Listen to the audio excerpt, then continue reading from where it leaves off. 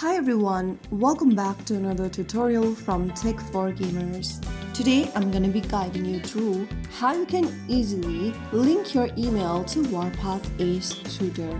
If you want to keep your Warpath game progress safe, linking your email is one of the best ways to secure your account. Launch open Warpath game on your device and from the main map section or the game, go ahead and tap on your avatar at the top left corner.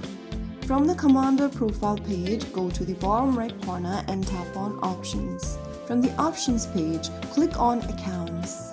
Now, this will open up the User Center page.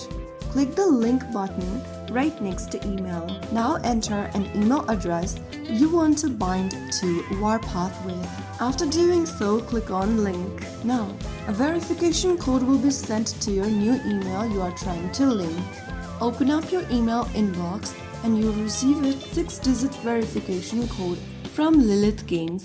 After you do that, you will be able to link your email address, and there you have it. Your Warpath account is now successfully linked to your email. This helps you keep your progress protected and allows you to log in easily across devices. So that is how it's done. If you found the video helpful, don't forget to like, share and subscribe to our channel. I will be back again in the next episode. Thanks for watching.